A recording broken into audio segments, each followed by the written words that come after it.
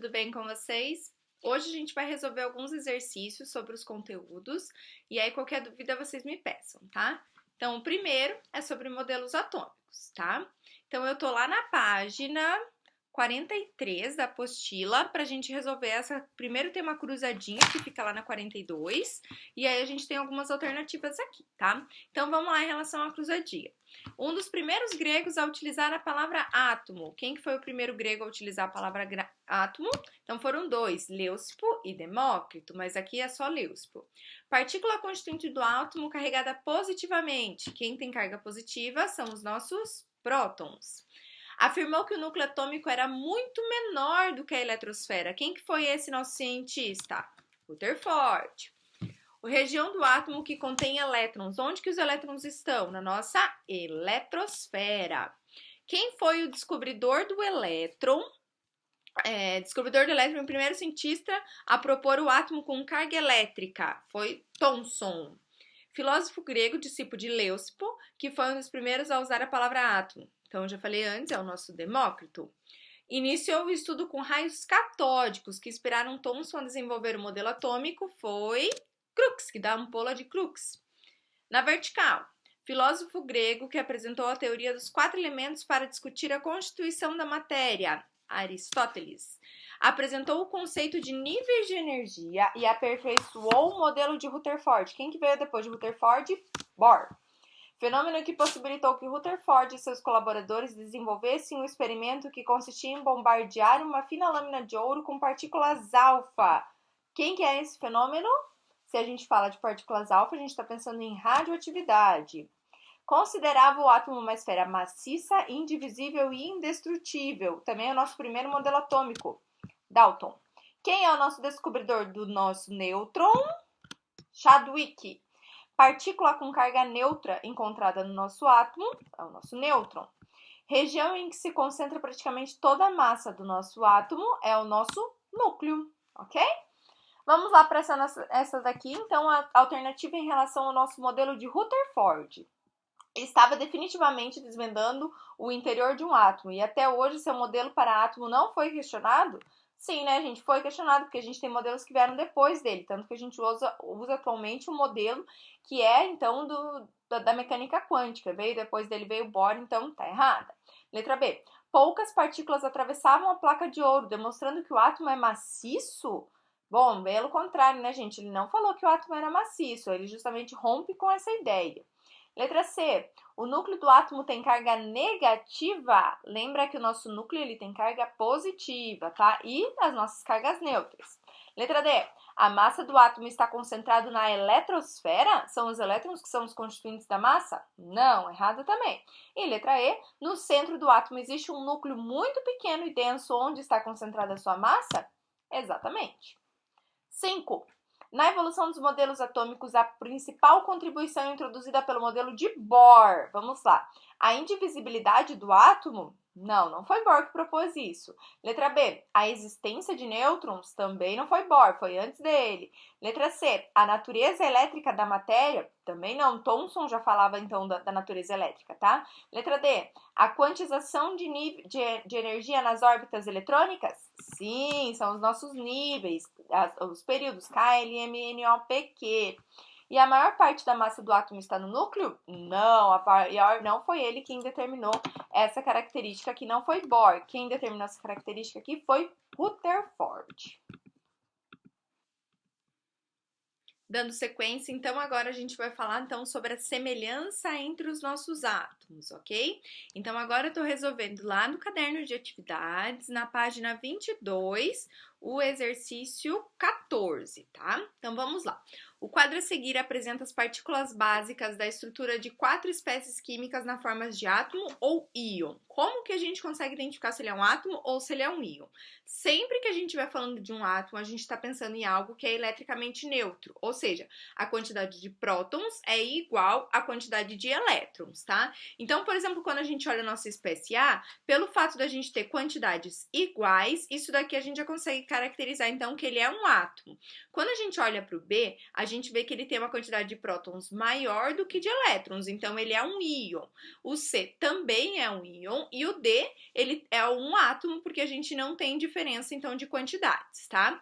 Como que eu consigo identificar se a gente tem uma carga positiva ou negativa nesses nossos íons aqui? Justamente identificando aqui, pelo fato do nosso próton ter a maior quantidade do que os nossos elétrons, significa que essa nossa espécie B, ela é carregada, então, positivamente, tá? Então, quando a gente pensar nessa carga positiva, vou até colocar aqui, ó, o nosso B, a gente sabe que ele tem uma carga mais 2. Por que a gente sabe que ele tem uma carga mais 2? Porque eu tenho 2 prótons, tenho 20 prótons e 18 elétrons, tá? Então, vou colocar aqui do ladinho. B mais 2, tá? Quando a gente olhar para o nosso C, a gente tá vendo que a quantidade de elétrons ela é maior, então a carga negativa dele é menor. Então, ele vai ficar C menos 1. Isso daqui, gente, teria que ficar lá em cima, tá? É só porque eu não consigo fazer aqui, né, no computador, tá? Não é uma equação matemática, é a carga desses nossos íons, tá? Então, vamos lá. Com base nessas informações, assinale V para as alternativas verdadeiras e F para as falsas. Quando falsa, reescreva a frase corrigindo.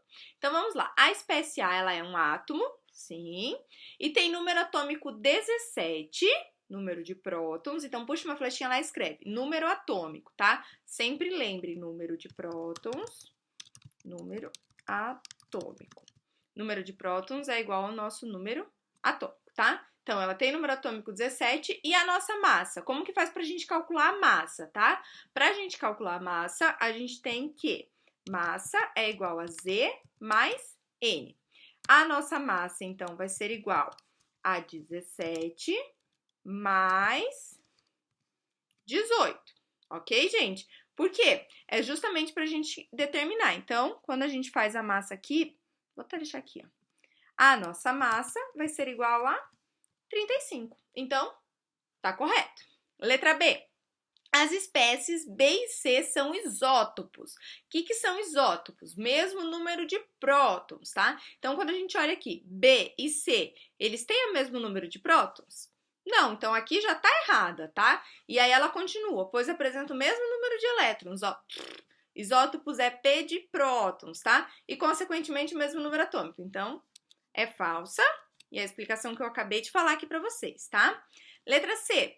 As espécies A e C correspondem ao mesmo elemento químico, pois têm o mesmo número de nêutrons. Bom, vamos lá. O que caracteriza um elemento químico? Seu número atômico. Então, A e C são o mesmo elemento químico? Sim.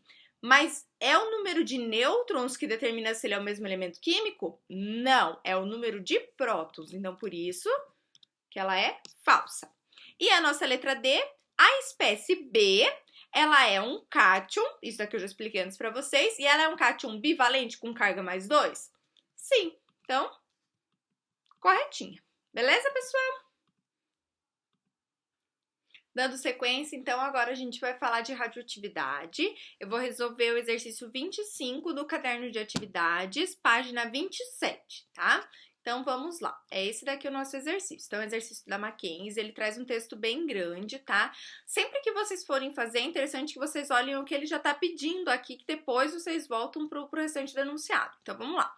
O tempo necessário que resta em 6,25% da quantidade de cloreto de sódio contido na cápsula e a massa, então são duas coisas que ele quer, tá? Vamos voltar a fazer a leitura e que daí a gente aí consegue identificar. Mas a princípio, o que ele precisa? Ele quer que a gente encontre o tempo, deixa eu só mudar a cor, né? Que senão não vai aparecer, né?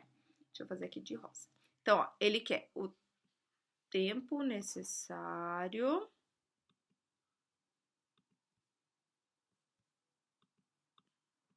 não tá indo.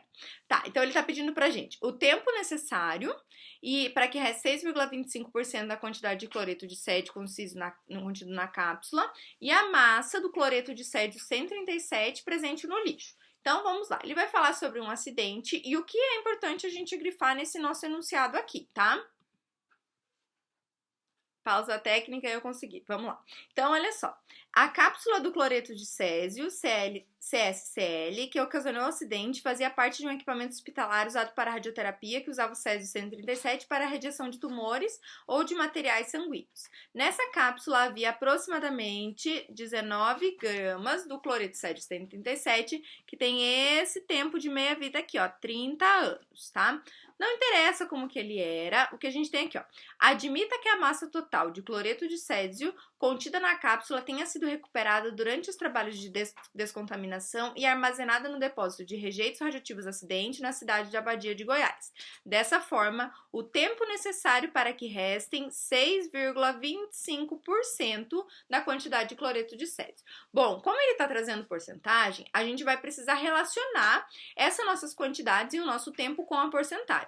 Quando eu peguei lá a minha amostra inicial, que eram 19 gramas, isso daqui é o que a gente chama de 100%, porque é o meu todo, ok? O que é o tempo de meia-vida? Significa que quando se passarem 30 anos, eu não vou ter mais 100%, eu vou ter 50%. Então, ó, é isso daqui, ó. Então, 100% é no dia que começou lá, meus 19 gramas, tá? Passaram-se 30 anos, eu fui para 50%. Quando passaram-se novamente mais 30 anos, sempre vai dividindo essa quantidade pela metade, tá? É como se eu pegasse uma folha de papel, aquilo ali fosse meu inteiro. Eu divido ela no meio, passaram-se um determinado tempo. Quando passar novamente esse tempo, eu vou dividindo sempre pela metade, tá? Então, a primeira pergunta é: quanto tempo que demorou até a gente chegar em 6,25%? Gente, sempre que aparecer radioatividade, sempre não, em 99% dos casos, já vão ser valores sempre certos quando vocês forem dividindo, tá? Vocês vão perceber que isso acontece muito em vestibular. Então, observe que do 25 eu fui para 12,5, quando eu dividi, já cheguei exatamente nesse valor. Então, quanto tempo que demorou para isso acontecer? Então, 30 mais 30, 60 anos, 60 anos mais 30, 90 anos, 90 anos mais 30, 120 anos. Ok? Com isso, a gente já consegue eliminar, então, algumas possibilidades. A gente já sabe que não é a A e que não é a C. Então, a gente vai ficar com essas outras três. O que mais que o nosso enunciado ele pede pra gente, tá? Ele pede pra gente o tempo necessário e a massa de cloreto de césio, presente no lixo radioativo após 60 anos do acidente. Então, ele não tá pedindo pra gente fazer lá quando tem 6,25, e sim depois de 60 anos. Como que a gente pode fazer? De duas formas, tá? Se a gente pensar numa regrinha de 3, dá pra gente fazer, mas existe também uma outra possibilidade da gente fazer. Como ele quer em 60 anos, a gente pode pegar o nosso valor inicial, tá? Que são os nossos 19 gramas, e a gente vai fazer o quê? 19 e dividir ele por 2. Ou seja, quando eu tiver 50%, quando se passarem 30 anos, eu vou ter 9,5 gramas. Quando se passarem novamente mais 30 anos, que é o tempo que ele está pedindo pra gente, a gente vai ter um valor de 4,75%. Ou seja, eu comecei com a minha massa total lá, que era 19 gramas. Então, eu dividi ela, porque passaram-se 30 anos. Mais ou menos, ela está pedindo para eu chegar até 60 anos. Então, eu vou pegar esse valor e vou dividir novamente, ok? E aí, eu vou chegar nesse valor de 4,75. Tem outra forma. Como? Pela regrinha de 3. Então, olha, quando eu meu inicial eu tenho 100%. Quando eu tiver 25%, eu vou ter quanto? Da onde que eu tô tirando esses 25%? Justamente daqui, ó. Se vocês observarem, quando se passarem 60 anos, eu vou chegar a uma quantidade de 25%. Então, por isso que ele usa essa porcentagem. Aí fica a critério de vocês, de como que vocês acham melhor fazer. Pegar lá os seus 19, nossa, vai ficar perfeito. Os seus 19 e dividir por 2 e depois dividir novamente por 2 ou fazer direto. Isso vai ficar bem a critério de vocês, tá? Então, ó, 19 quando a gente dividir pela metade vai ficar 9,5. E depois, quando a gente dividir de novo, porque é o correspondente ao meu tempo de meia-vida, aí sim eu vou chegar nesse valor aqui. Beleza, pessoal? Beijos, bons estudos!